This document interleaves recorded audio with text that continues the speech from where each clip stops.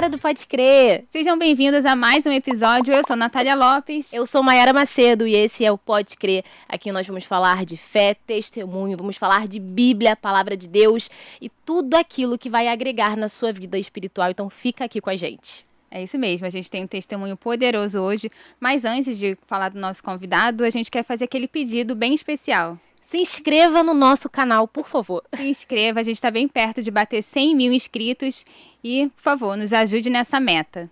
Curta também os vídeos, compartilhe o link do nosso canal com seus amigos, com o pessoal da sua igreja, com a sua família.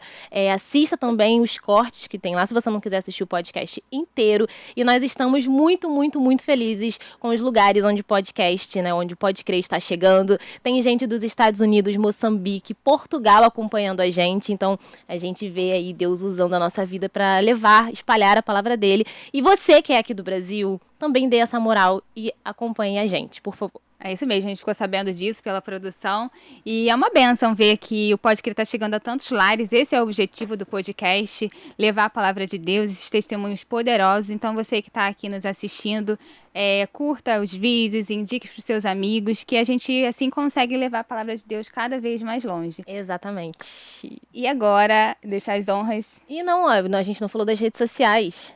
Nós também estamos no Instagram, podecrer.ofc. Tem muito conteúdo lá, a gente posta alguns trechinhos, se você quiser compartilhar com algum amigo seu alguma palavra específica.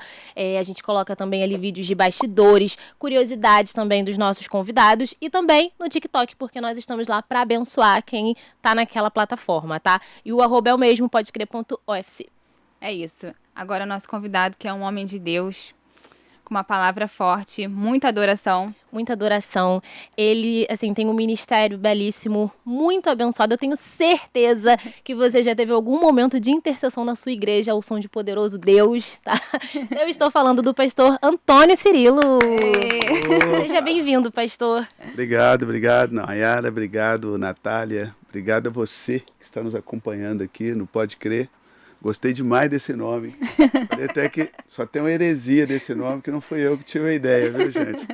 Prazer estar aqui com vocês nesse dia e com você também que nos acompanha. E nossa expectativa é que o que sair daqui seja uma bênção na sua vida. Então você precisa ficar agarradinho aqui até o final. Amém. Nós vamos falar de muita coisa boa. E já pedi a você para comentar. Assim que a gente estiver falando alguma coisa que tocar o seu coração, já testemunha aí nos comentários aquilo que Deus está falando com você, porque isso vai acabar edificando outras pessoas que também estarão assistindo. Podemos contar com vocês? A gente vai contratar o pastor Antônio Cirilo. Mas essa abertura muito bom, pastor. Isso aí, porque não, os comentários, na verdade, é a expressão da pessoa. A gente está falando de um assunto A, passa por um B e é aquele B que captura a pessoa é capturada ali, Deus começa a falar com ela outra coisa. Eu sempre peço para comentar, porque de repente é aquilo que Deus quer falar com terceiro, com quarta pessoa, e vai usar o nosso ouvinte, à medida que ele faz o comentário ali, para usar a sua vida hoje. Amém. Vamos que vamos. Pastor... nós, Queiroz. Pastor, eu queria que o senhor começasse lá do início, né, contando seu testemunho, como que o senhor chegou até a igreja? Eu nasci num lar católico, no interior de Minas Gerais, Rio Vermelho. Fui coroinha na minha infância, ajudava o padre a celebrar a missa. Sempre a minha família sentiu que tinha uma vocação para a área religiosa. Chegaram até a contratar um seminário, né, que eu iria fazer para me tornar um padre. Meu irmão até chegou aí no meu lugar, que eu não fui. Na última hora eu pulei fora. Eu disse que eu queria me casar e ter uma família, né? E a gente era realmente muito católicos e amava muito a igreja. Eu não queria ir para o seminário e depois abandonar aquilo tudo.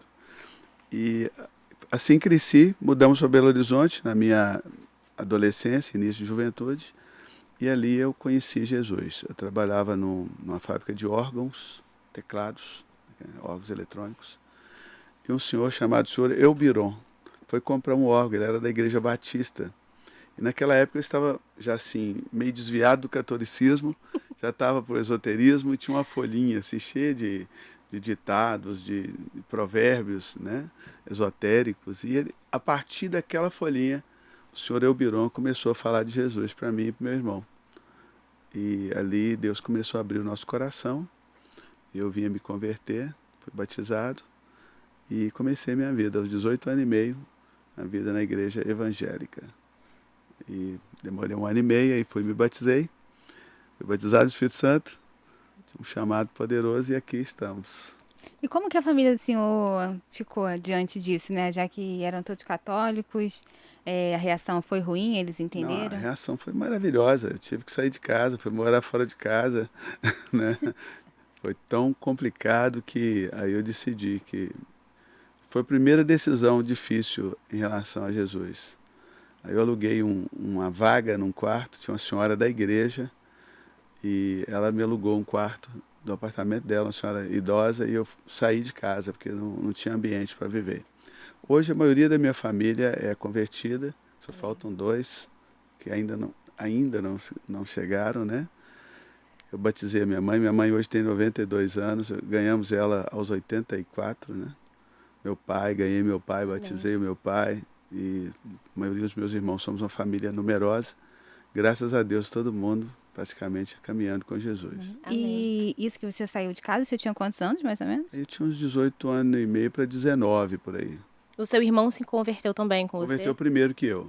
E ele também precisou sair de casa? Não, ele converteu, mas logo em seguida se casou. Ah, sim. E eu fui tocado por Jesus no chá de panela do casamento dele, porque eu não ia à igreja, né? Eu fui criado num catolicismo bem radical. Eu trabalhava com um padre chamado Raimundo Antônio de Lisboa, português. Cara, super caráter, né? Até hoje, assim, difícil encontrar uma pessoa como ele.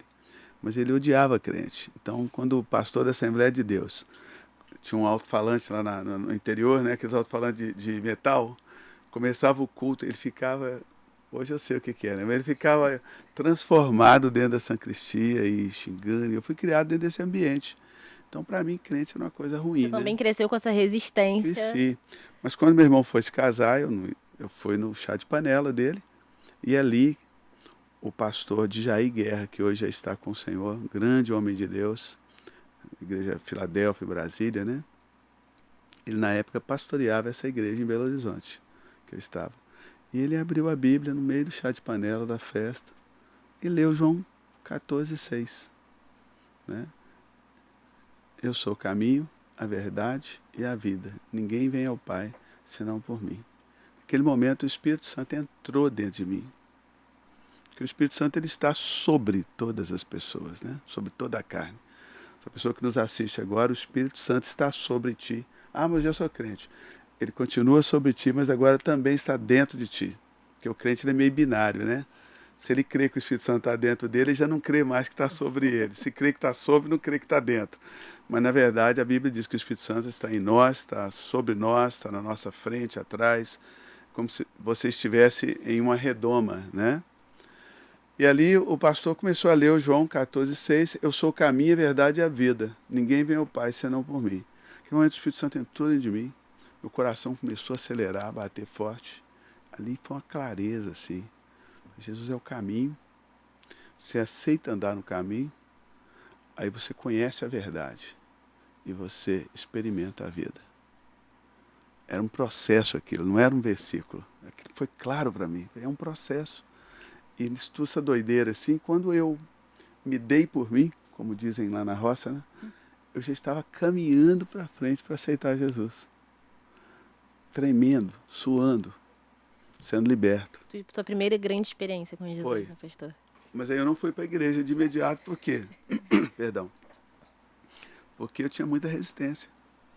Mas em seguida, passou 1 ano e meio, eu cheguei à conclusão que eu havia me convertido naquele dia. Eu voltei para a mesma igreja, procurei o pastor Hilton Quadros, que me discipulou. Logo em seguida me batizei. E na semana seguinte já fui para a praça, em frente à rodoviária de Belo Horizonte, pregar a minha mensagem poderosa. O pastor entendeu, logo depois que se converteu, qual era o seu chamado, que o senhor tinha o chamado pastoral e também para o Ministério de Louvor, ou isso levou um tempo? Isso levou um tempo. Isso não acontece de imediato, perdão. Isso não acontece de imediato, né? Eu acho que tudo na vida é um processo. De repente, quando eu me converti, Deus colocou o chamado dentro de mim. E eu descobri muito tempo depois. Eu estava no congresso missionário e aí estava ali pregando, um grande pregador também, pastor Davi Clava, lá de São Paulo, igreja da... esqueci lá, da Lapa, Igreja Batista da Lapa. Ele pregou multidões, multidões no Vale da Decisão. O dia do Senhor está perto, no Vale da Decisão. Ele leu aquele texto, eu sou muito ativado pela palavra. Né? Eu sou ativado, Deus fala comigo na palavra, eu sou muito ativado na palavra. Porque a palavra ela é profética. Né? Profecia é falar aquilo que Deus já falou. E a Bíblia é tudo que Deus já falou. A maneira assim, que Deus fala comigo é na palavra. Clareza. Estou lendo a Bíblia, aquilo salta. Né? E ali, quando ele leu isso, eu senti o chamado forte no meu coração. Fiz uma oração poderosa. Falei, Senhor, eu vou, mas eu não quero ir só. Eu preciso que o Senhor me arrume uma esposa. E eu não faço questão de porte físico, nada. Eu quero me casar com a pessoa que mora dentro do corpo. Fiz essa oração. Fiz uma oração perigosa.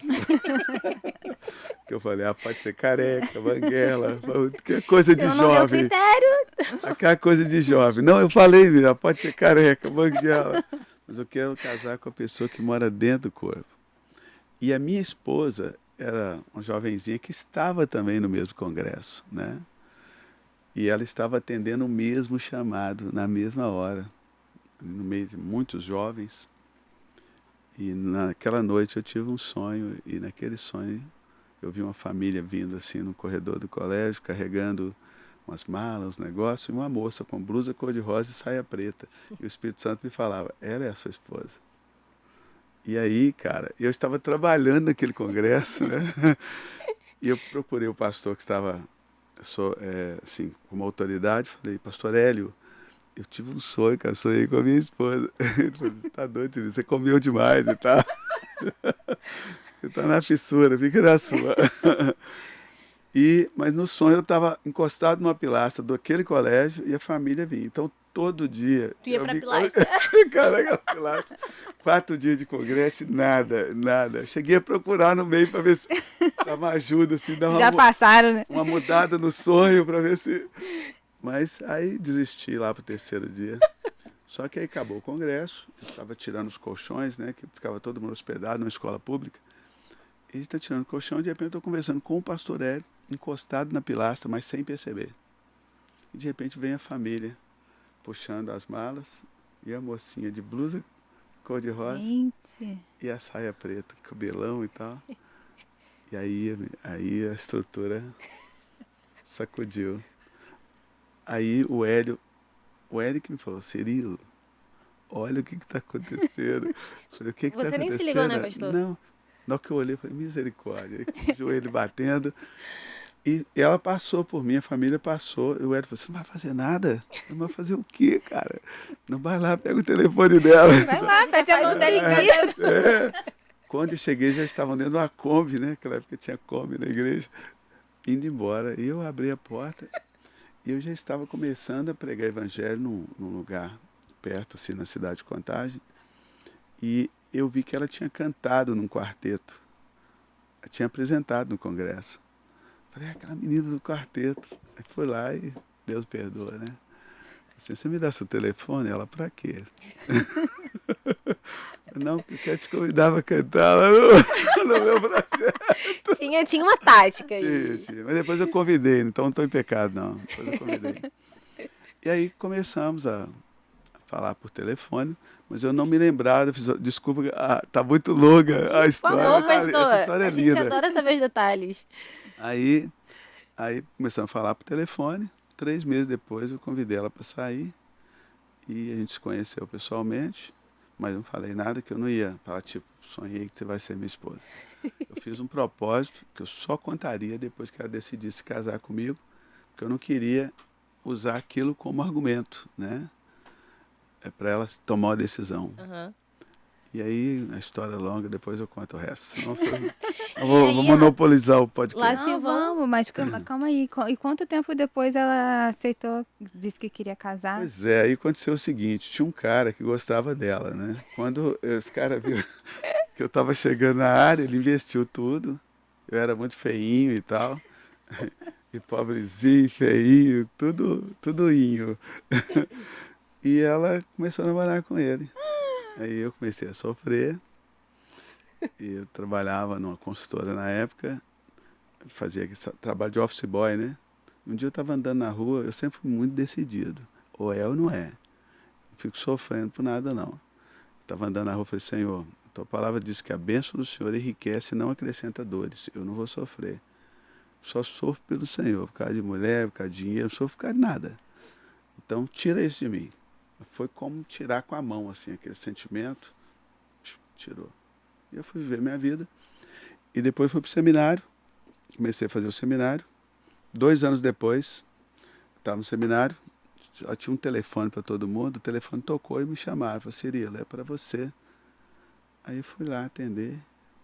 Falei, é uma moça. Eu era muito radical, não me envolvia assim. Queria saber, né? Eu vou dedicar a Deus, é meio padre, né? Voltou aquilo tudo. Aí, uma moça, cheguei lá, atendi. Alô. A vozinha, né? Falei, quem tá falando? A Dalila. Falei, Dalila? Dalila. Falei, oi, Dalila, tudo bem? E tal, que é o Sansão. Não, brincadeira. Eu vi que ela tava triste, né? Aí eu falei, tudo bem? Ela falou, o Paulo morreu, que era o Morreu? Morreu. Nunca orei, viu, gente? Se tem algum parente assistindo esse podcast, estou diante de Deus falando aqui em verdade. Nunca pedi isso. Pedi para Deus tirar de mim. Precisa tirar de todos. Não. Mas aí o Paulo era um jovem saudável, muito ativo na igreja, amado por todo mundo, né? Da igreja do pastor Jorge Linhares, que era meu professor. E aquele dia no seminário, estava uma comoção, porque o Paulo realmente é muito querido. Pessoal, gente, o Paulo morreu, mas eu não conseguia, diante de Deus, ligar as coisas. Paulo é Paulo. Eu já não estava ligado mais naquela questão do namoro, do sonho, eu tinha esquecido mesmo. Eu estava com a congregação começando a crescer, dentro de uma favela, boca quente, assim, barra pesada, sovaco da cobra. Entendeu? Tinha que lidar. Eu estava lidando com ameaça de morte dentro da favela. Eu tive 2 ameaças de morte perigosíssimas dentro da favela. Traficante, o dono do negócio lá, queria me cancelar, entendeu? Porque eu evangelizei a companheira dele, ela se converteu, eu não quis ter nada com ele, o cara quis se vingar. Então eu estava assim, minha cabeça estava a mil, não estava pensando em mulher e nada, pensando em sobreviver. Né? Aí de repente aquilo acontece, e a Dalila ali falou, Paulo morreu. Eu falei, Paulo morreu? Quem é Paulo? Gente, o Paulo é o Paulo, que está todo mundo falando. Aí, tal, o Paulo falou, sinto muito, né? E tal, e etc e tal. Mas aí eu falei, sinto muito. Falei, gente, o Paulo morreu. O ser humano é uma praga, né? Mas eu tô vivo. Eu ficar triste. Eu fiquei assim, não alegre, mas fiquei num estado de graças. Falei, gente, existe uma chance, né? A vida continua. A vida continua, né? Mas o Paulo era muito amado mesmo. Aí o Paulo faleceu, saiu para trabalhar, garoto saudável. Estava conversando com um colega do banco passageiro, do Fiorino. O colega percebeu que não respondia mais. Ele teve um mal súbito e morreu ali. Nossa, jovem, né? Muito jovem, 21 anos, morreu. Aí eu estava fazendo introdução à psicologia, precisava fazer um trabalho de psicologia. Pedi autorização ao reitor do seminário, porque eu não podia fazer com meninas, né? Tinha menino com menina e menina com menina. Ele autorizou e eu comecei a ajudar ela. Mas sem nada no coração. Não era intencional. Não foi. Só que 6 meses se passaram. E um dia eu estava assim, a gente estava conversando no restaurante, e eu olhei para ela e falei, gente, essa menina é a minha esposa. Eu não namorava e tal. É a minha esposa. Aí aquilo acendeu de novo. Aí foi muito difícil relacionar assim, né? Sabendo que ela era a esposa que Deus tinha separado para mim. Aí um dia a gente conversando, eu joguei um verde assim.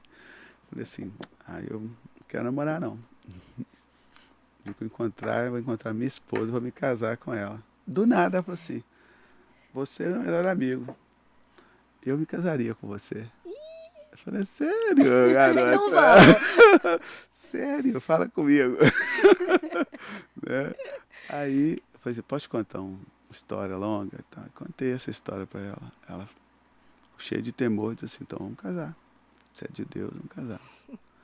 E com 10 meses nós namoramos e noivamos e casamos. Em 10 meses. Deus nos deu tudo.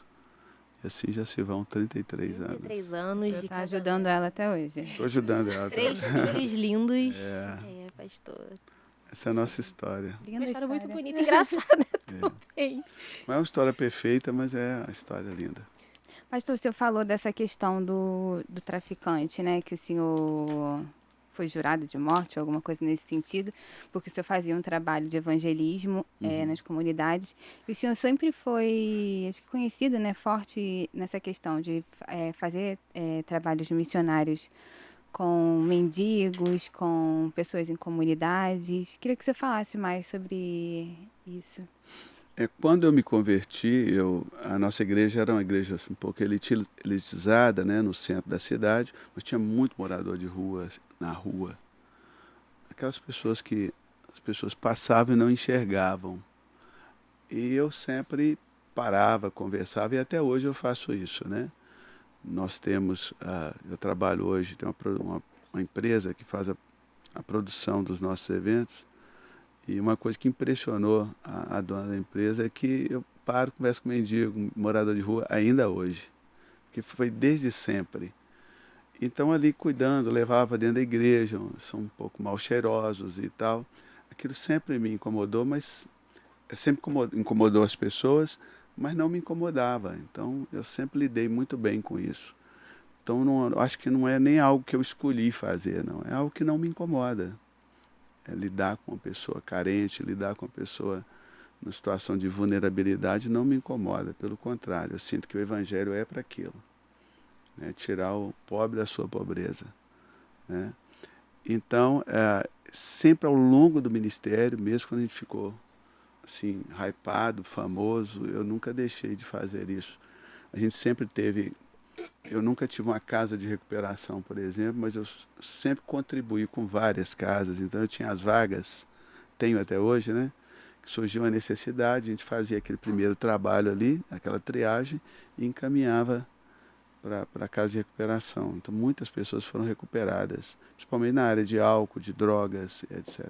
Né? E como foi essa situação específica que o senhor correu o risco de vida? Essa favela eu tive 2 ameaças, né? O cara era realmente um cara perigosíssimo. E aconteceu isso, a gente fazendo evangelista, aí de 2 em 2, de casa em casa, evangelizando. E a gente evangelizou e a mulher realmente aceitou a graça de Deus e resolveu mudar de vida. O cara ficou endemoniado e queria me cancelar e tal. E começou a falar para todo mundo que ia fazer isso. Esse era o problema, né? E como ele tinha uma certa liderança lá no movimento, ele tinha que cumprir a palavra dele. Isso deu medo. Então eu andava ali, mas eu andava com muito medo. Muito. Porque contando assim, parece, pô, o cara é corajoso, ficou lá. Mas não era não. Não era corajoso coisa nenhuma. Eu andava tremendo de medo. Né? E um dia eu cheguei, a gente sempre teve trabalho nas casas, trabalho de células, que chamam de célula. Hoje a gente tinha um grupo de crescimento. Eu cheguei na casa de uma ovelha, o Ronaldo e a Magda, mas cheguei com a dor no coração, assim, sabe quando seu corpo está todo doendo, está tudo... Eu falei, Magda, eu preciso orar, e é urgente. Ela falou, não, sobe lá para o quarto dos meninos e ora. Eu subi, fechei a porta, joelhei no chão e joguei o meu corpo em cima da cama, comecei a orar, comecei a chorar e orar.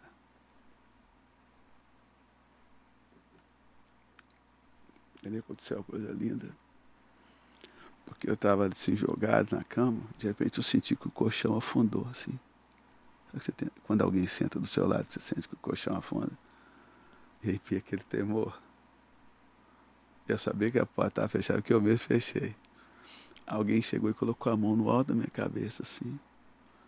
E disse assim, eu já não te disse.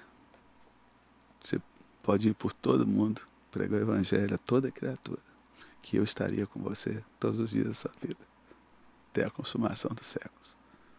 E sumiu.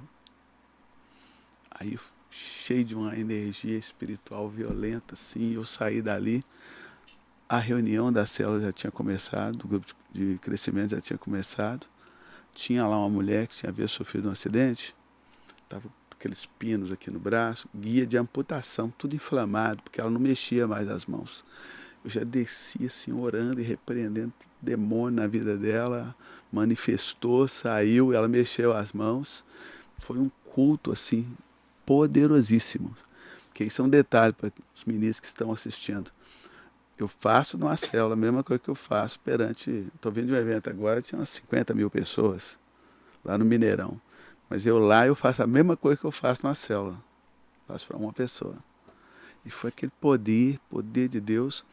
Estava quase terminando, alguém bateu no portão, do lado de fora da casa, e bateu no portão da garagem. Um discípulo nosso, o Márcio, saiu e não voltou. Ficou lá, daí uns 10 minutinhos, o Márcio entrou com aquele homem. Ele chegou, baixou a cabeça, disse assim, hoje eu saí de casa, eu peguei a arma para vir te matar, eu sabia que você estaria aqui. Mas tem 1 hora que eu estou ali, no portão, escutando essa reunião. E eu pensei, onde que eu estou com a cabeça de querer matar um homem de Deus como esse? É isso aí. Fato. Emocionante. É muito emocionante e... Essas coisas me construíram, né? Então, eu queria falar agora justamente sobre relacionamento, né? Porque é muito nítido, né? A forma como o pastor fala de Jesus nas entrevistas, nas letras das suas canções, nas suas postagens no Facebook e até aqui conversando com a gente, né? E pelas suas experiências a gente vê como o seu relacionamento com Jesus é um relacionamento de intimidade, né? O senhor anda com Jesus e às vezes um novo convertido, por exemplo, né? Talvez até quem já é convertido há mais tempo tenha essa dificuldade de como é que eu vou me relacionar com Jesus, entender Jesus como alguém que de fato você pode conversar, enfim. E eu queria que o pastor falasse um pouco, né, para quem tem essa dificuldade, sobre como é gostoso aprofundar esse relacionamento com Jesus, ser íntimo de Jesus e como fazer isso também. Eu acho que hoje o ser humano ele sempre busca por conhecimento, né? Ele quer entender tudo. E tem coisas na Bíblia que não são para entender, são para serem aceitas pela fé. Tem coisas que você jamais vai entender. Tem coisas que você acha que entendeu tudo hoje, daqui a um ano, naquele mesmo lugar, você já entendeu outra coisa. Porque até a própria teologia ela é progressiva, ela vai progredindo à medida que tu vai tendo a experiência. Abraão conheceu Deus como El Shaddai, Todo-Poderoso, como Jeová Jiré, quando ele teve que sacrificar o filho, e aí Deus proveu. Então foi uma coisa que foi desenvolvendo com o tempo. Acho que o novo convertido ele precisa entender isso. Tem que ser pela fé, não é pelo conhecimento. Né? Eu uso sempre uma ilustração. A gente sabe que a água é H2O, é uma de oxigênio e de hidrogênio e 2 de oxigênio, né? Mas meu avô não entendia isso. Meu avô não entendia química e sempre quando ele bebia água, a sede dele ia embora, mesmo sem saber isso. Só saber tudo sobre a água não mata a sua sede. O que mata a sede é beber a água. Você pode saber como... Você não precisa saber como preparar um pudim de leite, uma sobremesa gostosa, que eu gosto muito. Mas você pode comer sem saber. Você tem que experimentar. E lá em Romanos capítulo 12, no versículo 1, 2 e 3, ali dá a chave. Ali é a chave como ter o relacionamento com o Espírito Santo. O apóstolo Paulo diz, rogo-vos, pois, irmãos, pelas misericórdias de Deus, que apresenteis o vosso corpo. Ele não fala da alma, ele não fala do espírito, ele fala do corpo. Então a experiência de viver intimidade com o Espírito Santo começa no físico, não começa na alma e nem no espírito. A salvação é no espírito. O Senhor transforma o seu espírito, mas o relacionamento com o Espírito Santo começa através do corpo. Rogo-vos, pois, que apresenteis os vossos corpos como sacrifício vivo, santo e agradável a Deus, que é um culto racional. Por que é racional? Porque é um sacrifício vivo. Sou eu que escolho ir para o altar ou sair do altar. Ficar na presença ou não ficar na presença. Viver a minha vida com Ele ou longe dele. Sacrifício vivo, santo. Santo ali nem é puro, é separado. Mesmo que sua vida esteja uma bagaça, mas você é de Jesus. É separado para Ele, separado por Ele. E o sacrifício agradável é quando isso é um prazer. Pode estar caindo 1000 ao teu lado, 10.000 à tua direita, é um prazer. Estar na sua presença é o meu prazer. Não presto, mas eu te amo. Estou sendo transformado, mas eu te amo. Né? Ainda estou fumando maconha, mas eu te amo. O Senhor vai me libertar. Eu sou um grande homem de Deus, uma grande mulher de Deus. Mas eu me envolvi com coisa errada, mas eu te amo, Deus. Porque o diabo chega dizendo assim, tu te envolveu com coisa errada, então agora é o seguinte, tem que largar Deus e viver a coisa errada. Essa é a maior de todas as mentiras. É aí que você precisa de Deus de verdade. Né? Porque quem já é bom não precisa de Deus. O médico é para o doente, não é para o são. Mas agora eu me lasquei. Agora tu precisa de Deus de verdade. Mais ainda. Mais ainda. É isso, é aceitar pela fé e entender essa dinâmica, que não começa pelo entendimento emocional, não pela alma racional, e também não começa pelo espiritual. Mesmo que o espírito esteja salvo, vai ter que oferecer o corpo. Ao fazer isso, o apóstolo Paulo disse que você não vai se conformar com este mundo. O que é conformar? É tomar a forma. Porque na medida que você entrega o seu corpo ali diante de Deus, você começa a ter ideias bíblicas, ideias santas, ideias espirituais. Você começa a ver que há um choque de interesse. Existe o príncipe da potestade do ar, existe Deus, tem um choque de interesse. Você vai tomar uma decisão de não se conformar com aquelas coisas e se conformar com o Espírito Santo de Deus. Quando você faz isso, aí você vai conhecer? Não. Experimentar. Qual seja a boa, agradável e perfeita vontade de Deus. Ou seja, para eu experimentar a perfeita vontade de Deus, não começa pelo Espírito, não começa pela alma, começa pelo corpo. Aí entra o jejum, né, que trabalha aqui o nosso físico, entra a questão de ficar tempo na presença de Deus, né, passar tempo na presença de Deus, sozinho no seu quarto, falando o quê? Nada, nem aleluia, só ali com Deus. Olhando, observando o mundo espiritual, ouvindo o mundo espiritual. Abraão não tinha Bíblia, gente. Só que a voz de Deus está ecoando no universo. Toda vez que você vê um pastor falando no microfone sem fio, por que está usando microfone sem fio? É porque a voz não é, na verdade, um som, é uma frequência. Né? É uma frequência que é emitida aqui pelas pregas vocais.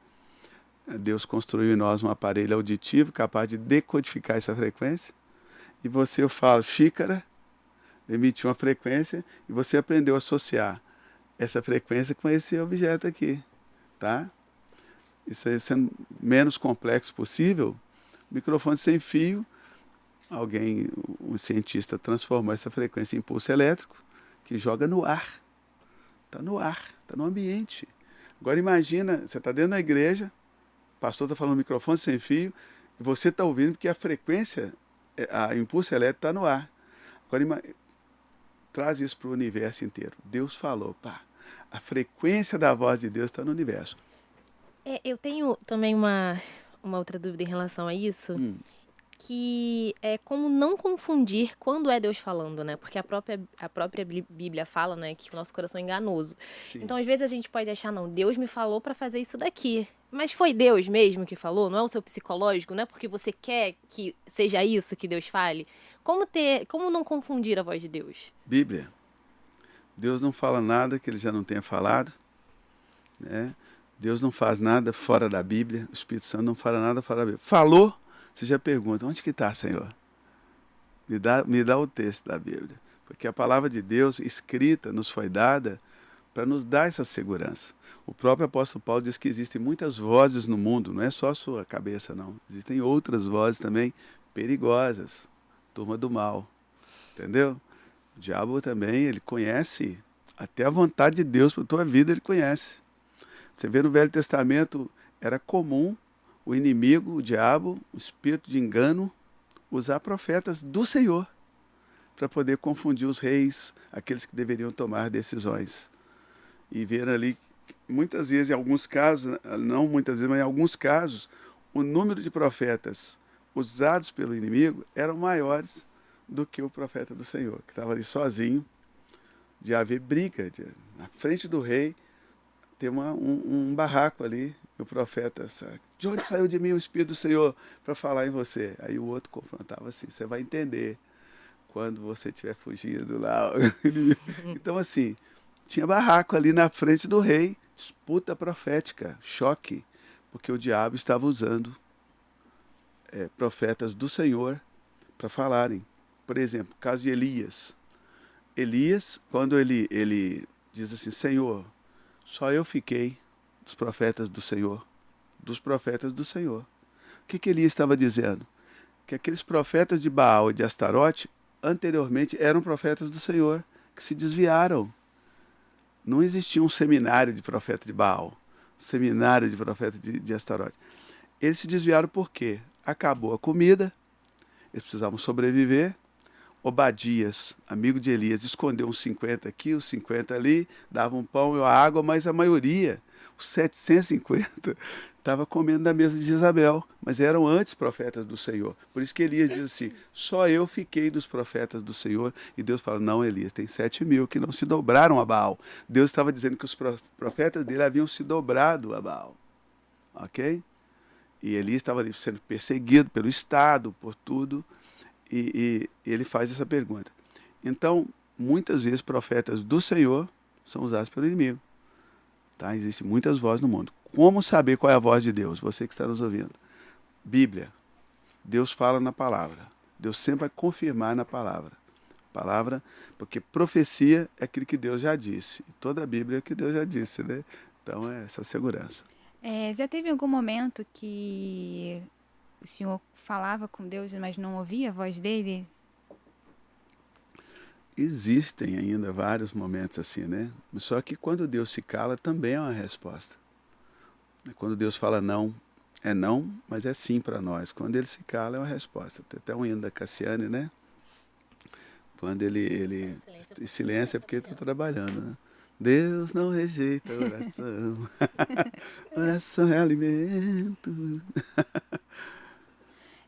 Pastor, eu queria falar sobre o seu ministério, né? A Mayara contou aqui nos bastidores que os pais dela, não sei se ela contou já no ar, que os pais dela ouviam muito os seus CDs, então ela, criança ali, já conheceu o Cirilo.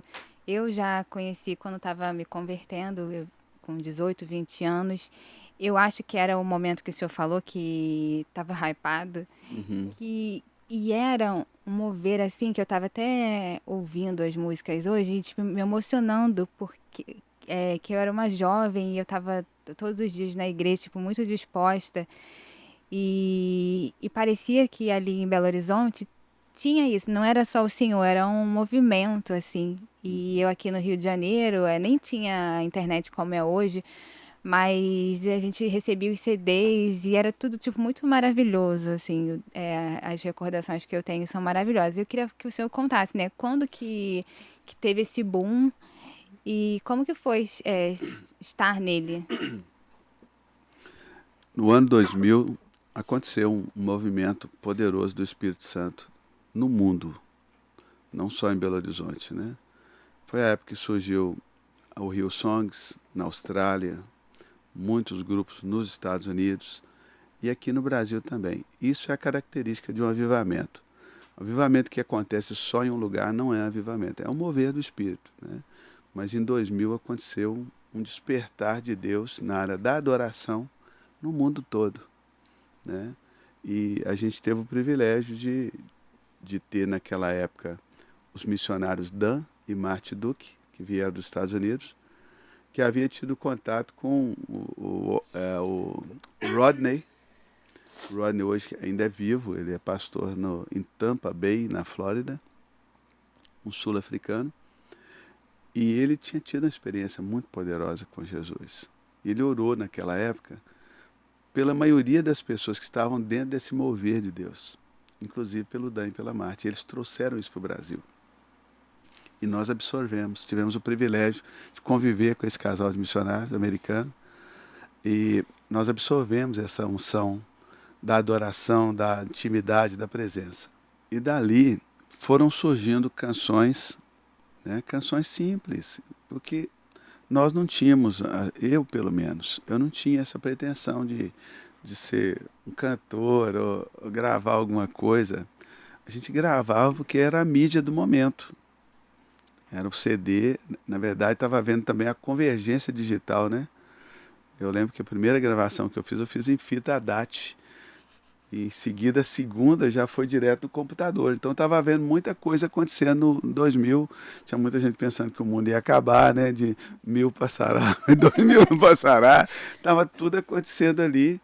E a gente no meio disso tudo, sem entender o que estava acontecendo. Sem entender também a dimensão do que estava acontecendo. Aí eu fiz o primeiro CD em 2000. Foi o primeiro CD, o número 1. Eu mesmo produzi.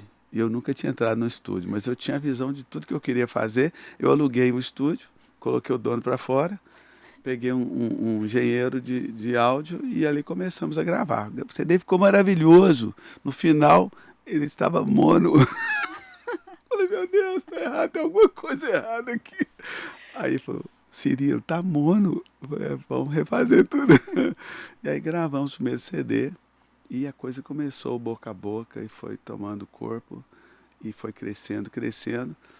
Até que chegou no quarto CD, que foi o Poderoso Deus, a gente vendeu mais de 1 milhão de cópias físicas naquela época, né? Era muita coisa. Nossa, e que até hoje, né, uma canção... Ai, gente, eu vou chorar.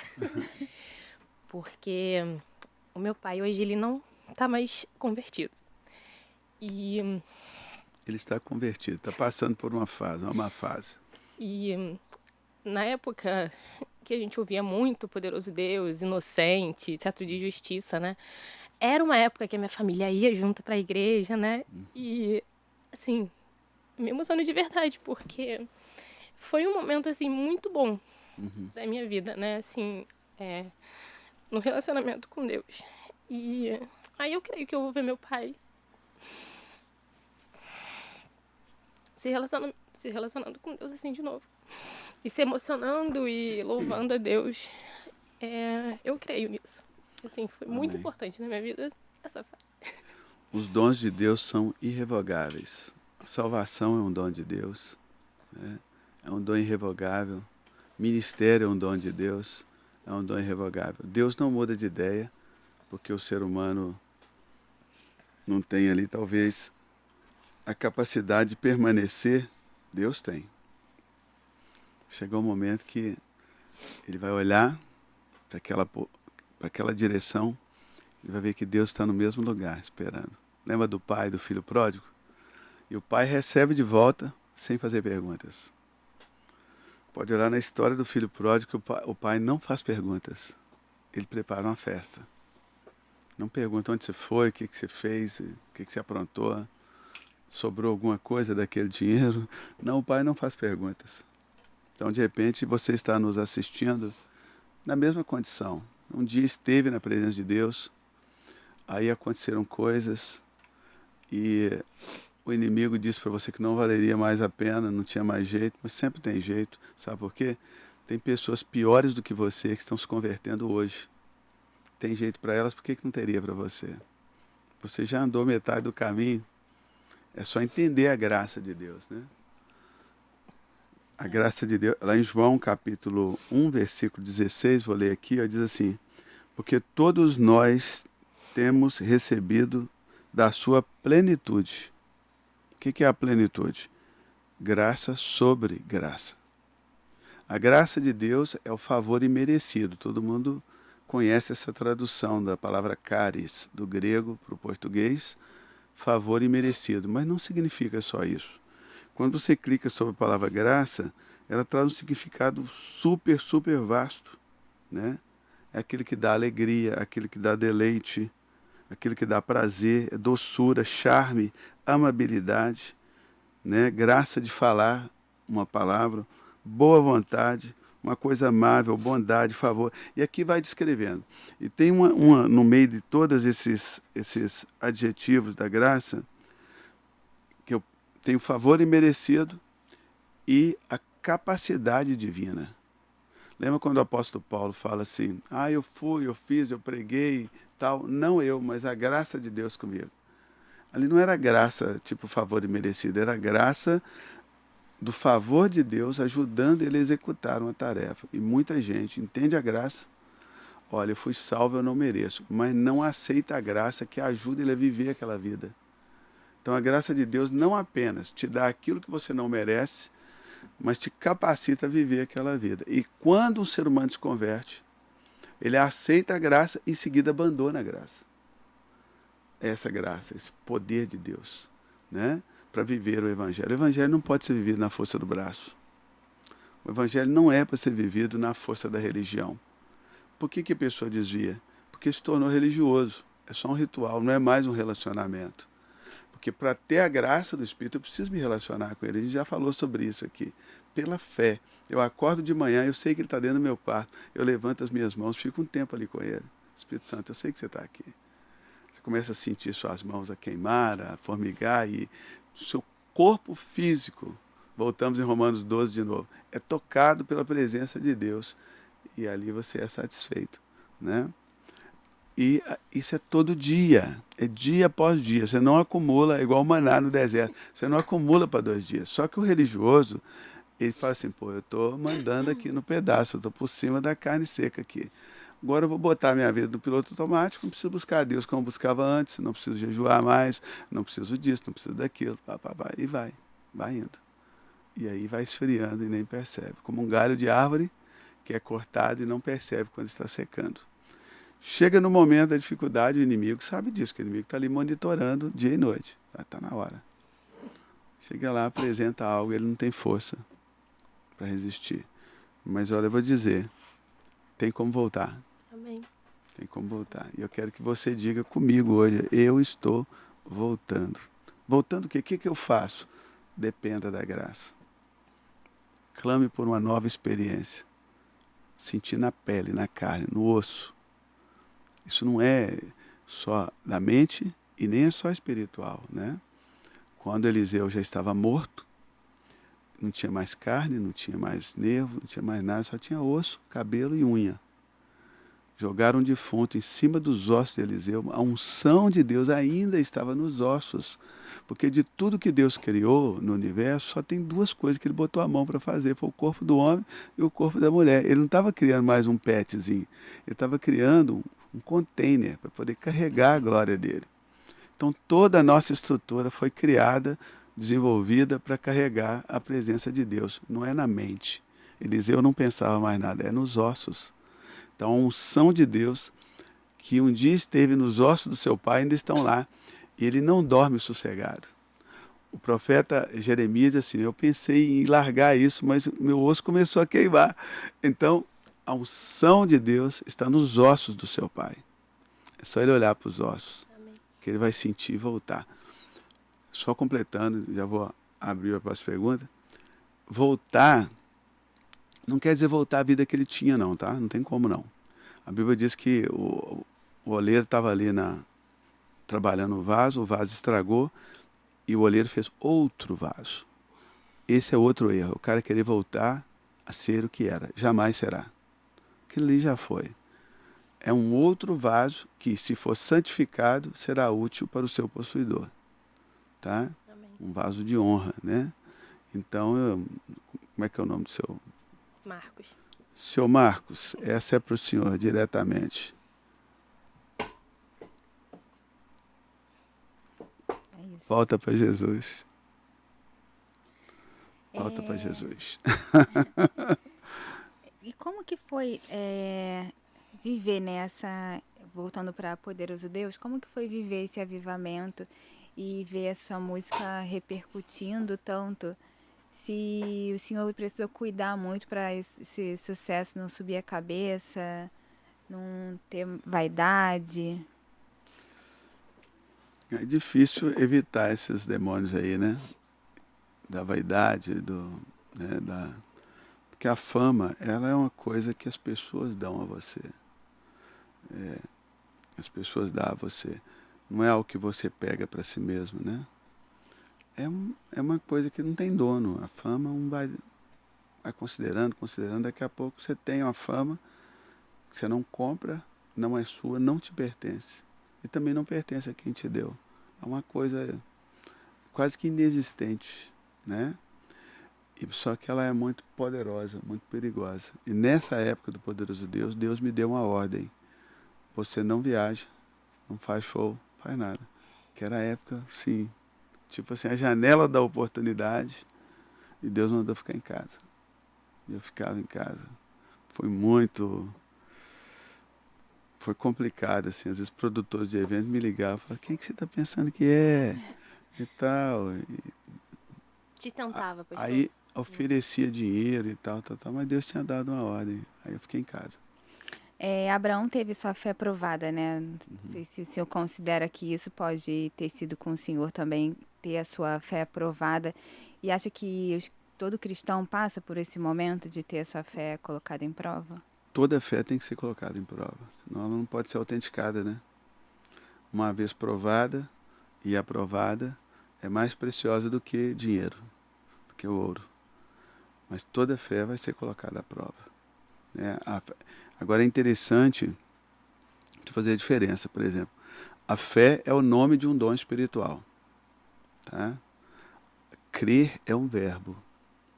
Só ter a fé não muda nada. Não existem muitas promessas de Deus para quem tem fé. A promessa é para quem crê. Quem crê em mim, ainda que morra, viverá. E quem vive e crê em mim, não morrerá eternamente. Estes sinais vão de acompanhar aqueles que creem, não é quem tem fé. A fé, ela vem pelo ouvir a palavra de Deus. O pessoal está ouvindo aqui, inclusive, espero que esteja comentando, né? Curtindo, viu, gente? Dá um joinha aí para nós aí, ajuda Comenta nós aí, aí. se você tem fé ou se você crê. Exatamente. Ajuda a gente, compartilha essa palavra aí com o seu grupo de amigos no WhatsApp, no Facebook, etc. Então, a fé, ela vem pelo ouvir e ouvir a palavra de Deus. Então, as pessoas que estão agora conectadas aqui no podcast, pode crer, estão recebendo fé, estão cheias de fé. Vai perder daqui a pouco. Daqui a pouco não tem mais nada. Esfria, né? Não, ela se esvai. Porque fé é o nome de um dom espiritual. Nesse momento, o dom está sobre você. Mas se você não pegar isso e colocar em prática, alguma coisa vai perder. Aí, quando você coloca em prática, aí já tem promessa. Promessa para aquele que crê. Tá?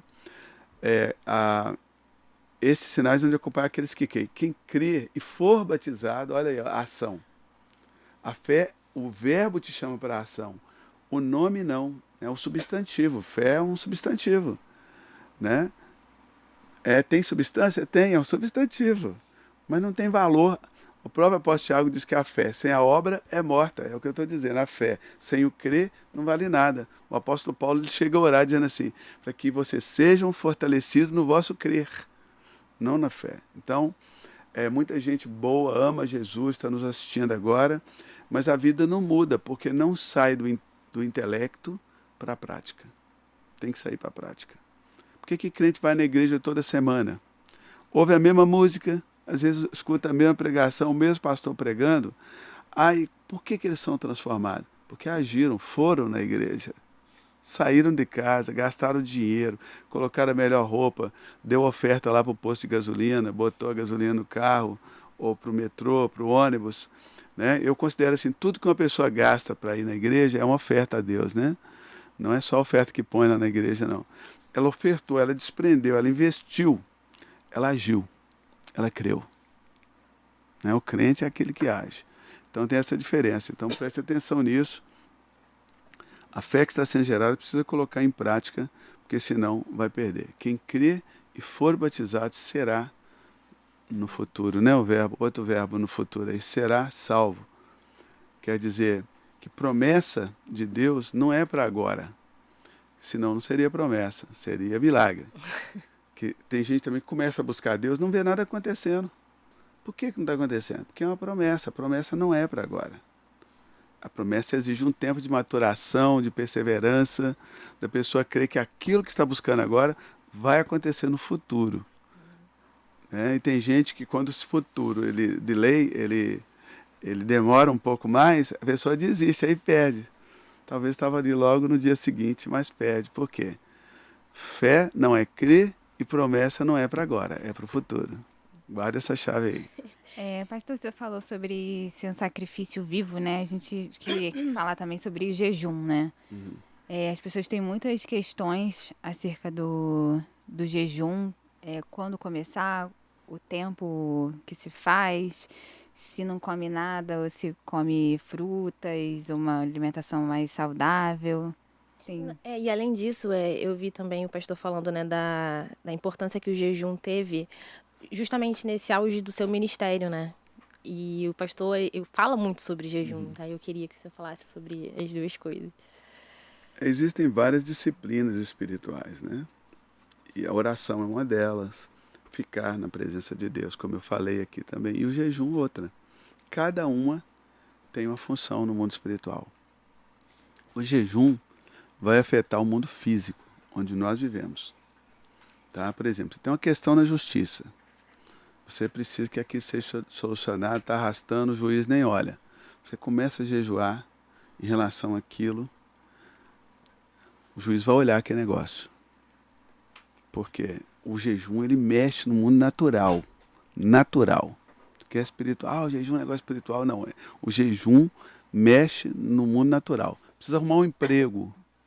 Começa a jejuar para você ver. Isso vai abrir 7 portas de emprego para você. Começa a jejuar por aquilo. Porque o jejum, ele vai trazer uma transformação na pessoa. Porque Deus é imutável. Isso aqui faz parte dos atributos de Deus. Deus não é mudado pela adoração. A adoração não muda a Deus. A adoração muda o adorador. Por isso que Deus exige adoração. Não é porque ele acorda mal e precisa de alguém cantar que ama ele. Não é isso, não. É porque quando você canta a respeito do amor de Deus, o amor de Deus entra em você. Quando você canta a respeito da fé, a fé entra em você. Você canta a respeito da santidade, a santidade entra em você. A forma que o caráter de Deus entra em você e você se torna participante é através da confissão dos seus lábios. Então, isso é uma disciplina espiritual. O jejum não vai mudar Deus, não vai mudar você, vai mudar a sua estrutura de alma, vai quebrar o seu mindset errado, vai mexer, vai te deixar com fome, vai te atribular. Eu falo que jejum é um simulador de tribulação, né? Ao invés de você passar aquela bagaça do problema ali que você está envolvido, você simula, você entra num simuladorzinho, que é o jejum, e passa por aquela aflição que aquele problema te causaria. Uma vez que você completou aquela aflição, aquela porta se abre. Então isso é o jejum, mundo natural, ministério. Pastor, minha igreja não cresce. Jejum especificamente por aquilo, até que você seja transformado. Tem que ter um propósito, né? Agora, como jejuar, o que comer, o que não comer, depende de cada um. Isso aí é meu jejum, minhas regras. Daniel decidiu não se contaminar com as iguarias da mesa do rei. Ah, mas Daniel comeu só legumes. Por que ele comeu legumes? A inteligência é bíblica. É porque na mesa do rei tinha coisas que não eram kosher. Ele estava na Babilônia, não tinha comida.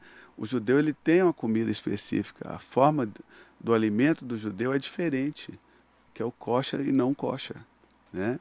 Ele não come algumas coisas misturadas com outras, leite com isso, tal. E a mesa do rei, a preparação da comida não era de acordo com a lei que Daniel seguia. Então muita gente acha que se eu comer só legumes vai funcionar. Não é isso. Envolvia santidade no mandamento de Deus para a alimentação do judeu. Daniel funcionava. Não, ele estava cumprindo uma palavra. Eu não vou comer porque são alimentos contaminados. Não é que aí só sobrou legumes que não era contaminado. Então dá legume que vai rolar. E vale fazer jejuns de outras coisas sem ser comida? Tipo, vou fazer jejum de internet, vou ficar sem mexer nas redes sociais. Aí eu queria chegar nisso aí. Hoje, qual que seria o jejum de Daniel? É você se livrar das contaminações desse mundo. Assim, eu vou fazer um jejum, não vou mais, sei lá o que, assistir seriado Netflix. Por quê? Né? Se aquilo está atrapalhando a pessoa. Então vai depender de cada um, porque um seriado atrapalha A, mas não atrapalha B. Né? Tem A pode ficar sem comer 30 dias que não sente, mas o B, se ficar 3 dias, morre, entendeu? Então depende muito. O C está tomando remédio, aí já não pode ficar sem comer. Então é muito complicado dizer assim, é isso. Então é meu jejum, minhas regras. Agora, detalhe sobre jejum é tirar a religião. Por exemplo, eu já fiz jejum de 40 dias só no líquido. 40 dias só no líquido. Mas tomei só água? Não. Porque onde que está escrito que Jesus tomou só água?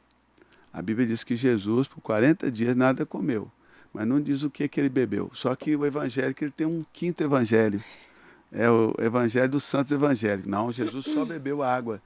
Ele assume aquilo como verdade e aquilo se torna uma crença limitadora. Ele poderia jejuar. O João Batista viveu a vida inteira jejuando. Ele tomava mel, né, gafanhotos e mel silvestre. Achava um favo de mel, comia e tal. Deus provia ali. O nosso Senhor Jesus pode ter bebido talvez um leite de cabra com mel. Pode e não pode. Talvez jejuou só com água, mas não tem nada escrito. Por que Deus não deixou escrito? Para que eu não inventasse. Só que o evangelho ele tem a graça, né? Esse evangelho quinto aí. Evangelho dos quintos, né? Aí, por exemplo, pastor quer fazer jejum de 21 dias sem comida. Então bebe. Eu, por exemplo, fiz 40 dias, eu tomava um cafezinho de manhã, por causa da cafeína. Eu sinto dor de cabeça sem café. Durante o dia eu tomava água de coco, hidratava bastante, muita água e alguma água de coco. E na hora de dormir um copinho de suco. Só não tomava muito. Por quê? Porque aumentaria a ansiedade de comida, né? Então tomava o mínimo possível e dormia. E muito exercício físico. Eu caminhava, assim, não exercício pesado, mas eu caminhava 10 quarteirões por dia, por exemplo. Porque se você não fizer exercício físico, você não consegue fazer. Você precisa dessa... Fica ocioso. Não, o seu corpo precisa te entregar essa endorfina, essa dopamina que você precisa para poder continuar funcionando. Por exemplo, Elias jejuou, mas caminhou no deserto por 40 dias, né? Então, você associa Jesus no deserto. Você imagina Jesus sentado numa pedra? Não, ele estava caminhando. Ele 40 dias parado. Jejum, né, como o senhor falou, tem um propósito. Eu vou orar para a minha igreja crescer, para eu conseguir um emprego. E qual é o perigo de confundir isso com barganhar com Deus? Deus, vou ficar aqui fazendo jejum de 30 dias, mas aí tu vai me dar isso aqui. Qual é aí essa linha tênue para uma coisa não virar outra?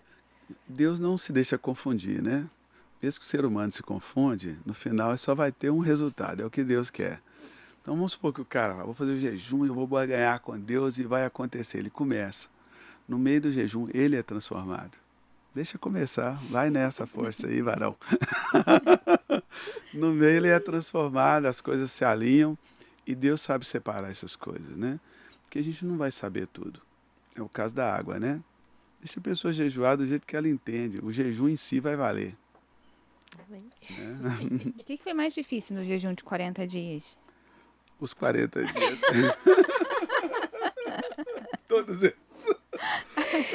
Ô, pastor. E aí, qual foi a primeira coisa que o pastor comeu no 41º dia? Sopa. Tem que começar leve, né?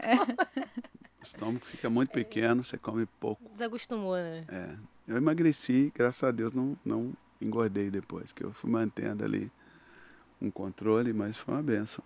Olha, mulheres, conselho para você que deseja emagrecer. Aqui no Pode Crer, para você que deseja emagrecer com saúde, espiritualidade, jejue. Pastor, eu também queria, né, falar sobre o seu ministério, né? O pastor é pastor e canta também. Em algum momento o pastor teve alguma crise do tipo, eu tenho que seguir só com música, não, o meu chamado principal é para ser pastor, ou isso sempre esteve muito claro, que as duas coisas andariam juntas, ou que um ministério tem mais importância, o senhor dá mais prioridade do que o outro? Na verdade, pastor parece que é uma forma, né? Todo mundo, se for profeta é pastor, se for apóstolo é pastor, se for cantor é pastor. Pastor virou o título geral para todo mundo. Mas existem dons espirituais na nossa vida, é para eles que a gente tem que olhar, atentar, porque o ministério ele vai dar aquele fruto. Por exemplo, eu não sei se eu sou profeta, apóstolo tenho certeza que não, evangelista não sei, mas pastor tenho certeza que não sou. É o título, né? Porque se eu fosse pastor, eu estaria na igreja. Já plantei várias igrejas, mas sempre preparei outros líderes que estão lá. Então, eu não sou um pastor. Eu sei qual o dom espiritual que está sobre minha vida. Está lá em Isaías, que é o espírito de conselho. É pouco falado. É um espírito de conselho. Por exemplo, se eu estou em casa e isso acontece muito. Nos Estados Unidos eu dou mentoria para empresários, para pessoas, né, que nem são crentes às vezes, né? É por causa do espírito de conselhos, né? Ontem mesmo encontrei um amigo lá no Ore Comigo, que pouco tempo eu estava nos Estados Unidos, ele pediu 1 hora, a gente conversou, que ele queria conselho. E o conselho simplesmente vem, na hora que começar conversa assim, o conselho vem, eu sinto aquela presença de Deus e é faca na caveira, entendeu? Então, eu sei que existe um dom espiritual sobre mim, que é um espírito de conselho. O que isso desdobra, pode ser usado no ministério pastoral, profético, todas as áreas, mas eu nunca tive essa crise assim. Já tentei ser pastor, não deu certo. A gente nem falou aqui, eu acho, né, que o pastor mora nos Estados Unidos há 10 anos, né? E vem muito para o Brasil para cumprir as agendas, porque o pastor falou nos bastidores que Deus deixou claro para o Senhor que o ministério não era nos Estados Unidos, era aqui no Brasil. Ou seja, o Senhor foi para os Estados Unidos com sua família, mas está sempre aqui no Brasil. Pode ser que mude, né? Mas em 10 anos, lá é o condomínio onde eu moro somente. E aqui, Brasil, é o campo missionário onde eu trabalho, né? Pastor, a gente está em julho e no mês que vem tem Dia dos Pais. Eu queria falar sobre paternidade com o senhor. O senhor tem filhos.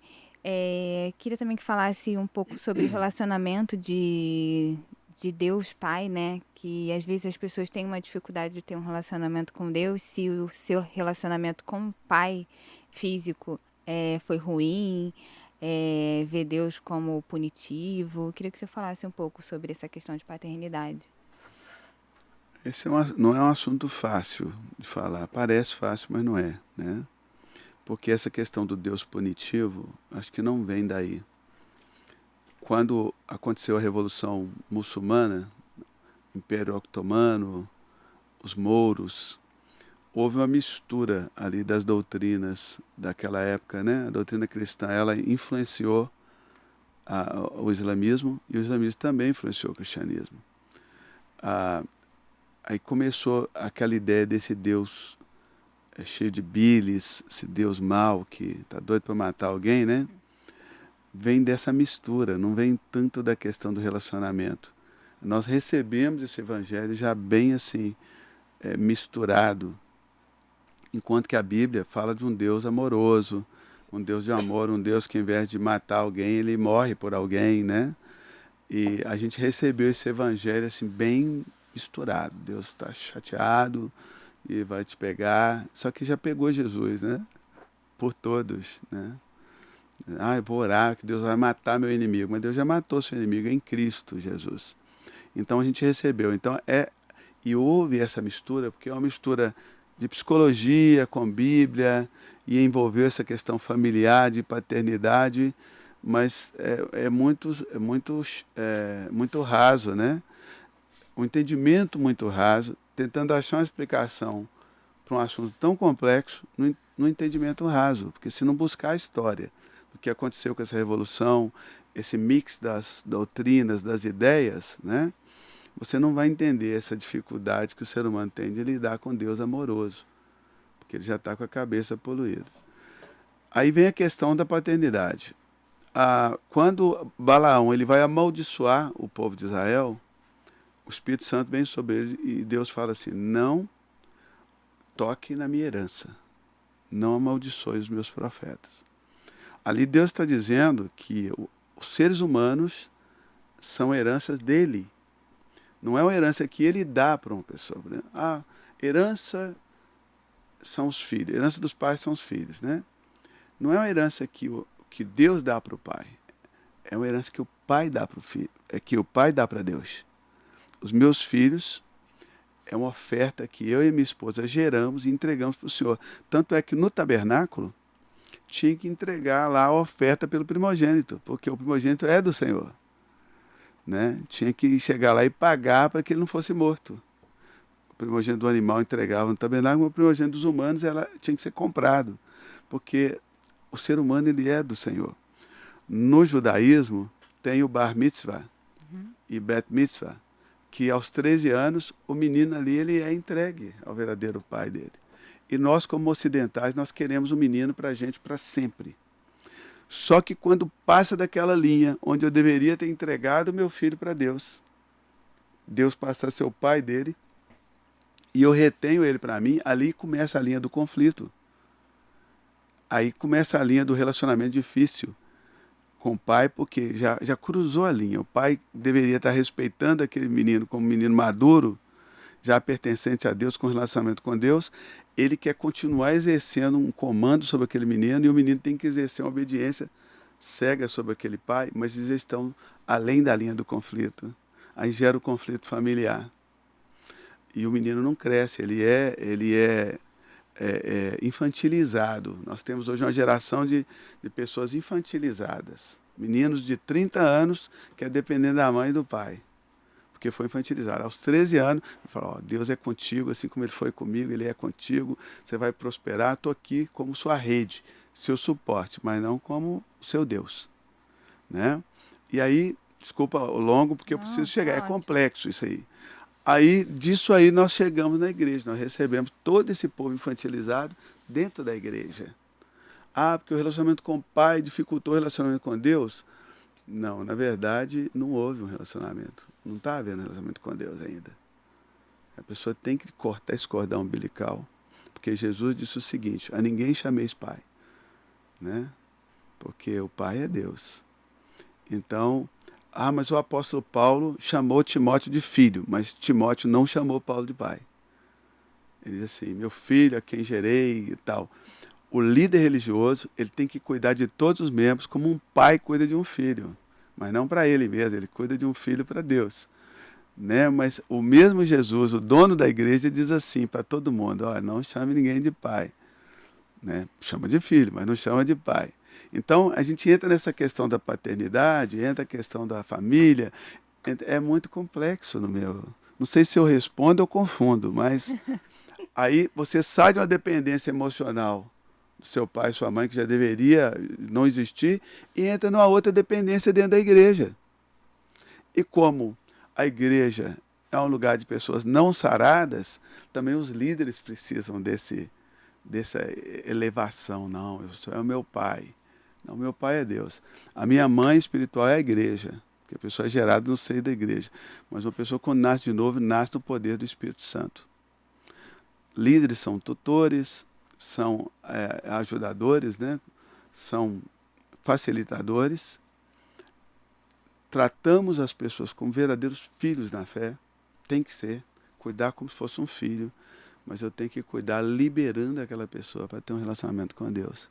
Não travando ela na dependência espiritual e também emocional. Complicado, né? Complexo. Nath, você quer fazer... Mas é libertador. Amém, pastor. Você quer fazer o jogo com o pastor? Quero. Mas antes, deixa eu fazer uma outra pergunta. Pastor, você falou sobre Hillsong em um momento... E não só fora do Brasil, mas aqui também, a gente tem visto escândalos, né? A gente viu algumas coisas com Hillsong, aqui a gente já viu alguns episódios de lideranças envolvendo abuso, envolvendo agressão. Eu queria que o senhor falasse diretamente para os cristãos, né? Que têm visto esses episódios acontecerem e podem se sentir fragilizados na fé, ou também como se portar diante de críticas de pessoas que não são cristãos e ficam ofendendo os cristãos diante do que algumas pessoas pontualmente têm feito de ruim. Hoje a gente vive um tempo bem diferenciado, né? A questão das redes sociais e tal. O ser humano ele tem 10 opiniões a respeito de uma mesma coisa, mas eles não entendem que não precisa expressar o tempo todo, né? E acaba ofendendo. A gente precisa entender assim, o que o nosso Senhor Jesus diz lá em Lucas 17, versículo 1, que diz assim, disse Jesus aos seus discípulos, é inevitável que venham escândalos. É inevitável. Por que é inevitável? Porque as pessoas estão sendo transformadas, estão sendo mexidas, coisas vêm à luz. É inevitável que venham escândalos. Mas ai do homem pelo qual eles vêm. Melhor fora que se pendurasse ao pescoço uma pedra de moinho e fosse atirado no mar do que fazer tropeçar um desses pequeninos. É inevitável que venha o escândalo, mas ai daquele por meio de quem o escândalo vem. Vocês entendem essa palavra? Que aqui Jesus não está falando da pessoa que caiu, mas está falando da pessoa que traz o assunto à baila. Ele primeiro diz assim, é inevitável que venham escândalos. São seres humanos falhos. Vai acontecer. Jesus está dizendo, não é se, é quando. Mas ai daquele que traz o escândalo à luz. Porque o que a palavra de Deus orienta, primeiramente, depois eu vou falar para os cristãos, é que se o teu irmão pecar, vai a ele, entre ti e ele só, e resolve a parada ali. Se ele não ouvir, vai com testemunha. Se não ouvir, diz a igreja, ou seja, a liderança da igreja, para que possa ser disciplinado. Mas hoje, no mundo que nós vivemos hoje, de rede social, o escândalo é usado para hypar. Uhum. Tem perfis no Instagram, por exemplo, que existem para trazer o escândalo à luz. Isso. Lucas 17, ai dele, ai desses. Porque são esses que trazem o escândalo sem critério bíblico, é que faz desviar os pequeninos. Então, mas o cara aprontou. Sim, aprontou, precisa ser tratado ou punido segundo a lei, não interessa. Cada um paga pelo mal que fez.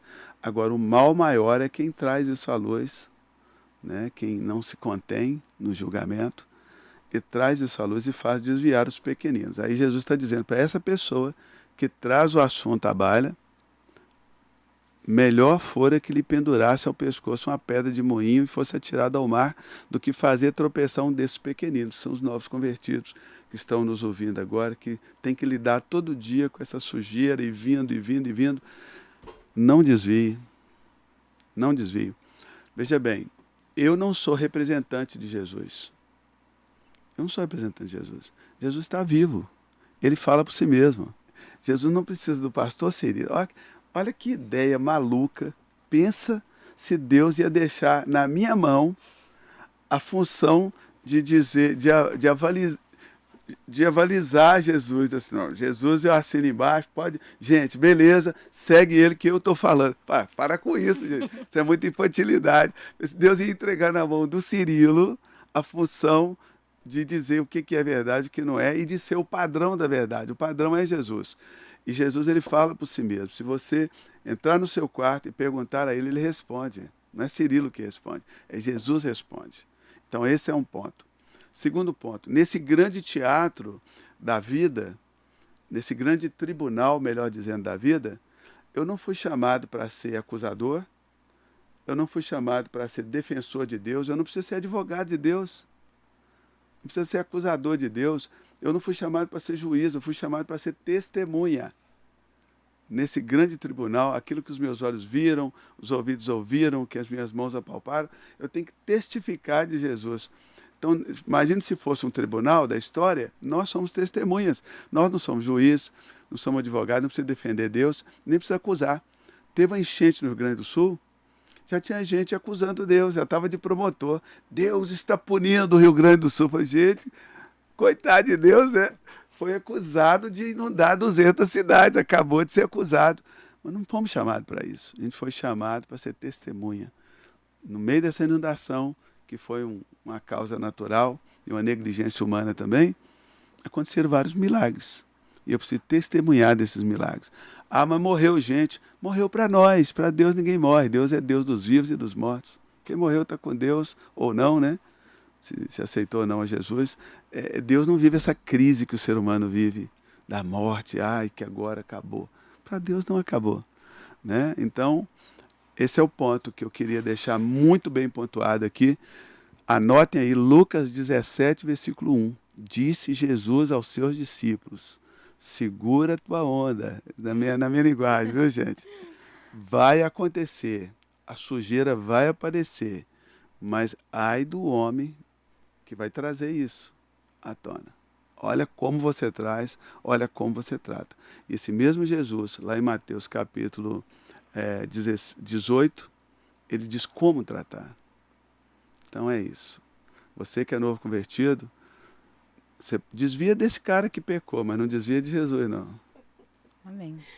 E em Lucas capítulo 17, mesmo versículo 3, o próprio Jesus diz o seguinte: acautelai-vos, tenha cautela, né?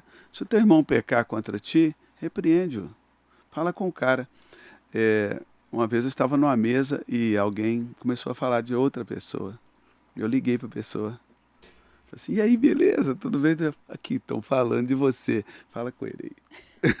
A pessoa, como assim? Não, como assim? Jesus falou, se tem alguma coisa, fala com o cara. Entendeu? Não fala do cara, fala com o cara. Então diz assim, repreende-o e se ele se arrepender, perdoa-lhe. Né? Se por 7 vezes no dia pecar contra ti, 7 vezes vier ter contigo dizendo, estou arrependido, perdoa-lhe. Né? Então os apóstolos falaram, Senhor, aumenta-nos a fé, porque precisa ter fé para poder ser crente de verdade. Crente de verdade não é só ficar sem pecar, é não ocupar a cadeira de juízo para quem pecou. Não estou passando pano para o pecado e nem para o pecador. Cada um vai dar conta de si mesmo perante Deus. Agora, quando eu julgo alguém, por exemplo, está acontecendo na mídia aí, eu não vou citar nomes, mas tem assunto de sobra na mídia aí. Aí eu venho aqui e a gente conversando aqui nos bastidores, eu faço uma crítica, eu faço uma observação, um juízo de valor sobre aquilo. A pessoa não ouviu, ninguém ouviu, aquilo vai afetar quem? Só nós dois estamos falando. Aquilo vai mudar a vida de quem? A nossa, para pior. Não para melhor, porque naquela oportunidade a gente não achou uma forma de graça, de orar por aquela pessoa, de pedir a misericórdia de Deus sobre a vida daquela pessoa, como se nós fôssemos melhores do que aquela pessoa. E nós não somos, também não fizemos o que ela fez. Fazemos outras coisinhas, que no final, quando Deus passar a régua, vai dar o mesmo resultado, filho. Vai dar a mesma coisa, a mesma... Enfim, vamos lá. Joguinho? Joguinho, Joguinho isso ou aquilo. vou te apresentar 2 opções. Pode ter o aquiloto também? Aquilo, aquiloto? Tua presença é real ou poderoso Deus? Poderoso Deus. Poderoso Deus O X no final. Poderoso Deus ou cetro de justiça? Poderoso Deus. Poderoso Deus ou inocente? Poderoso Deus. Gente, a gente já tem o vencedor? Poderoso Deus ou o Senhor é bom? Poderoso Deus, gente. Poderoso Deus ou mais fogo, mais glória? Poderoso Deus. Poderoso Deus ou Jesus eu te amo? Poderoso Deus. Poderoso Deus ou não há outro como tu? Poderoso Deus. Poderoso Deus ou não passe de mim, Senhor? Poderoso Deus. Poderoso Deus ou enche este lugar? Poderoso Deus. Poderoso Deus ou cálice da salvação? Poderoso Deus. Poderoso Deus ou intimidade? Poderoso Deus. Então conta pra gente a história de Poderoso Deus. Esse é o X da questão. Gente, estou no Rio de Janeiro, então tem que treinar. Esse é o X da questão. Eu estava num culto, ministrando uma canção. De repente eu comecei a ouvir uma música em outra nota, em outra chave. E aquilo foi aumentando, foi crescendo, eu entendi que eu estava ouvindo algo espiritual. Aí eu parei de ministrar o que eu estava ministrando, e mudei para o Ré maior e comecei a cantar o que eu estava ouvindo. A igreja pegou fogo. Pá. Aí é claro, né, eu não sou bobo, eu botei lá a minha parte na letra também, que é poderoso Deus, minha alma ceia por ti é meu, mas o resto eu estava ouvindo mesmo, aquela multidão cantando. Então é sempre poderoso Deus. O pastor recebeu muita crítica com as canções longas? Ah, sim. Recebi, né? Os pentecostais, né? Principalmente, né? Não curtiram tanto? Não curtiram tanto. Mas a gente também não estava preocupado com isso, não. Não tinha, assim, uma função de agradar. Não era um produto para fazer para alguém, né? E hoje a gente tem aí os worships, ou seja, pastor Antônio Cirilo, pioneiro. O worship virou um estilo, né? Embora eu ache diferente, né? Um estilo de vida virou estilo de música. Eu digo por conta das canções que são longas, né? Mas era um estilo de vida, aí virou um estilo de música, aí acabou tudo. E falando sobre música também, pastor, as letras das suas canções, elas apontam muito para Cristo e falam muito sobre a pessoa de Cristo. São músicas muito que exaltam o Senhor, são cristocêntricas. Uhum. E eu gostaria de saber a opinião do pastor em relação às composições das músicas atuais. Se são músicas que...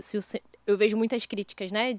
Mas essas canções não falam sobre Cristo e os louvores têm que ser sobre Cristo. Fala sobre o eu, porque eu vou vencer, Deus vai me dar vitória. Se o Senhor também enxerga isso como algo errado e também como o senhor avalia as composições das músicas atuais, se elas são vazias, se são músicas feitas apenas para viralizar. Olha, eu acho que cada pessoa tem uma visão de Deus, né, daquilo que deve fazer. As canções são importantes, né? Por exemplo, o hino da vitória. A pessoa ouve aquilo no momento de dificuldade, necessidade, Deus usa. A Bíblia fala que um tem salmo, tem doutrina, né, e etc e tal. Às vezes uma música é de doutrina, outra é de salmo. Enfim, todas têm o seu valor. Não tem que criticar, não. Porque não existe uma forma, que é a forma do Cirilo, a forma do fulano, né? É uma multiforme graça de Deus para suprir a igreja no momento ali de necessidade. E com relação às músicas de hoje, meu problema não é a questão de ser vazia. É porque não tem pouca coisa autoral, muita coisa traduzida. Assim, as pessoas não querem parar na presença de Deus para entender o contexto que a igreja está vivendo no Brasil, para poder fazer a música para a igreja do momento. Porque a igreja, Deus sempre libera uma canção sobre a igreja, uma canção sobre a noiva. Só que para ouvir você tem que parar e escutar essa canção. Por exemplo, a gente lançou 2 canções agora, autorais, que é Viemos Te Adorar, e a outra é uma música muito alegre, que é o Jump. Dele e por ele são todas as coisas. Que é uma música para celebrar, para pular, para alegrar na presença de Deus, mas sempre Cristo é o centro. Porque o que torna uma música de adoração não é o ritmo, é Jesus centralizado, né? É realmente uma característica, não que a gente não tenha a música também que fala do eu, mas muito pouco, mas é Jesus centralizado. Essa canção, por exemplo, Viemos Te Adorar, te adoramos, ó Cordeiro, te adoramos, te exaltamos, ó Cordeiro, sempre o Cordeiro, Cordeiro, Cordeiro. Por quê? Por causa de uma revelação. Toda vez que você canta sobre o Cordeiro, você está falando do sangue, o Cordeiro de Deus que tira os pecados do mundo. Toda vez que você está falando do sangue, falando de perdão, ok? Aí tem a oração do Pai Nosso, que Jesus já dá uma dica ali no meio, né? Perdoa as minhas ofensas, assim como eu perdoo. Assim como é condicional. Do mesmo jeito que eu faço aqui, tu faz comigo. E quando termina a oração do Pai Nosso, aí Jesus já dá uma lacrada geral, e diz assim, gente, tem um detalhe aqui, falando na minha linguagem, viu, gente? Eu vou resolver esse negócio, essa bagaça toda. Vou conquistar o perdão e vou depositar na tua conta. Só tem uma forma de você sacar esse perdão, você tem que perdoar outro. Porque é um princípio. Se você dá dinheiro, tu ganha dinheiro. Se você dá amor, ganha amor. Se você dá perdão, ganha perdão. E lá no final do Pai Nosso diz assim, se vocês não perdoarem aos outros as suas ofensas, tampouco o vosso Pai Celestial vos perdoará. Então você não canta Poderoso Deus, né? Sem falar de sangue, sem falar de perdão. Você não canta essa canção nova sem falar de perdão. Você está falando do sangue do Cordeiro. Então, assim, tem um entendimento, o Cordeiro está centralizado ali, mas tem um entendimento bíblico. Isso é algo que falta muito nas letras brasileiras. O pessoal só faz uma composição, faz um arranjinho ali, uma rima, mas não tem um entendimento por trás daquilo. Você não está cantando a história. Sendo que mesmo no mundo, as músicas que funcionam são as músicas que têm uma história. O cara está contando uma história. Ah, mas é uma história fictícia. Nem sempre. Às vezes é uma história verdadeira de alguém, né? Mas tem que ter uma história. Mesmo que seja uma fictícia, tem que ter uma história. Música sem história não rola. Pastor, a maioria dos seus CDs não tem a foto do senhor na capa. Foi uma coisa intencional? No início, sim. Bem intencional. E que eu nem sou tão fotogênico também, né? E eu não queria aparecer. Aí depois, com o tempo, eu fui fazer televisão. Fiz 8 anos de televisão, né? Fiz 6 anos ao vivo, não menos, 5 anos ao vivo, 3 anos gravando. E aí não tinha como mais esconder, aí algumas acabou aparecendo ali nos encartes e tal, porque não tinha como mais, né? Mas é isso. Tem gente que ama o poderoso Deus, mas não sabe quem foi isso até hoje. O que é bom, né? A Deus seja a glória. Amém. Vamos de ping-pong. Ping-pong, hein, pastor? Pra gente finalizar aqui o nosso podcast, que tá tão maravilhoso. Eu também estou gostando muito. Muito obrigado pela oportunidade. Um versículo marcante na sua vida. João 14,6. Eu sou o caminho, a verdade e a vida. Ninguém vem ao Pai senão por mim. É um momento da sua vida que foi muito difícil e o Senhor teve ao seu lado para sustentá-lo. Tive vários, né? E o episódio que eu contei aqui das ameaças, só nessa favela eu tive 2 ameaças. Né? Então, são realmente momentos que mexem assim com a vida, né? Mas que foram bênção, né? Hoje eu não tô nem aí para nada. Hoje ninguém me ameaça. Seu álbum favorito do Santa Geração? É o Poderoso Deus. Poderoso Deus. É um personagem da Bíblia que o Senhor gosta muito. Sem ser Jesus. Joquebede. Acho que é a primeira vez que dão essa resposta, hein? Não porque todo mundo fala muito sobre Moisés. Moisés isso, Moisés aquilo outro, Moisés era bonito, por isso que Joquebede preservou que ele era formoso, que Deus tinha um plano. Mas ninguém nunca parou para pensar que Moisés tem um irmão chamado Arão, que a mesma Joquebede que preservou Moisés, preservou Arão. Na verdade, tinha dentro dela um espírito que não se dobrava àquele decreto de Faraó. Sempre que Deus vai levantar um libertador, antes desse libertador, Deus levanta uma Joquebede que não se dobra, tá? Não se dobra. E essa pessoa talvez não seja tão famosa, mas ela é a base, a plataforma de onde aquele foguete vai ser lançado. Todo foguete é lançado de uma plataforma. E a Joquebede é ninja, entendeu? Ela preservou Arão, preservou Moisés. Se tivesse um terceiro, ela preservaria. Ela não ia se dobrar aquele negócio ali, de jeito nenhum. E Arão, ela deu um jeito que nem no rio ela colocou, entendeu? Então, Joquebede é a cara. O seu discípulo favorito? De Jesus, meu discípulo é o João. João. Revelação, pé na terra e cabeça no céu. Seu propósito de vida? Meu propósito de vida é viver cada dia com Deus, né? Como eu disse, eu não temo a morte. Talvez eu nem vá viver tanto, né, por causa disso.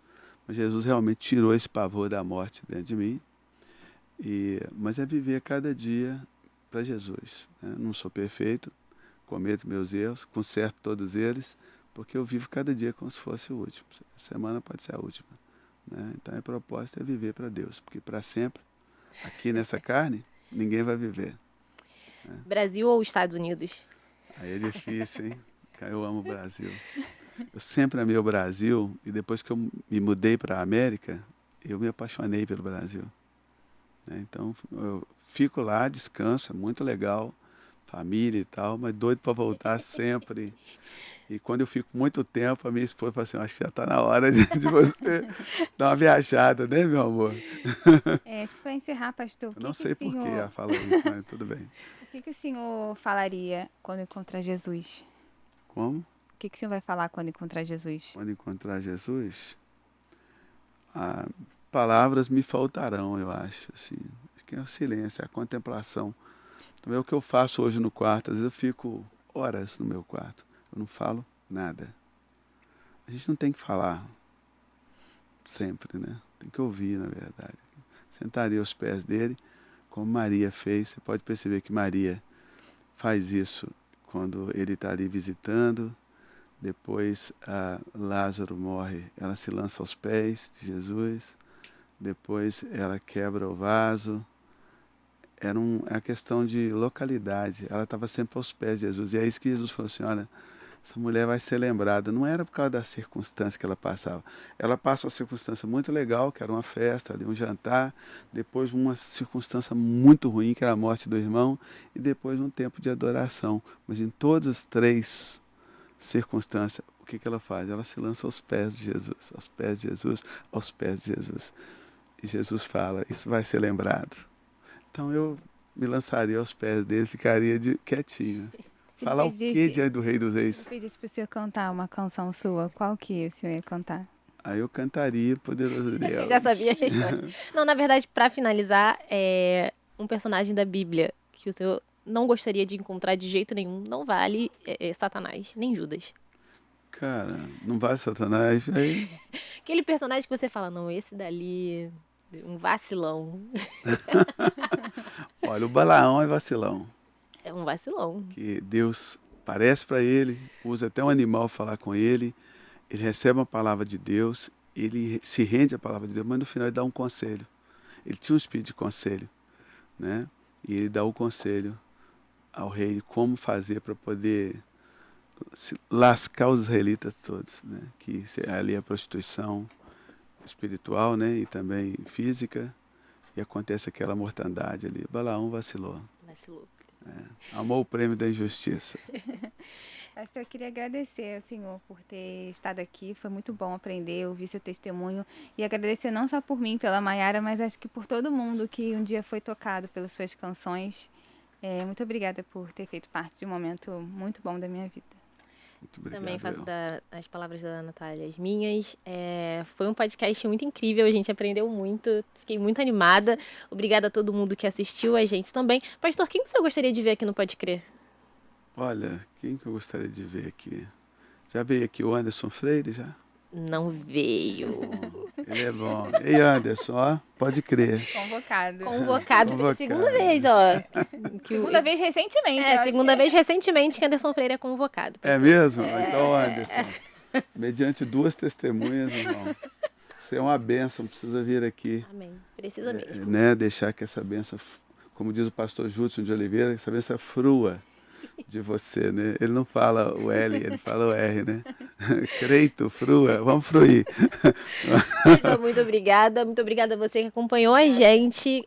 Continue aí comentando, compartilhe esse vídeo, o que você achou do testemunho. Se inscreva no canal. Se inscreva no canal, me fala aqui qual foi a parte do podcast que você mais gostou.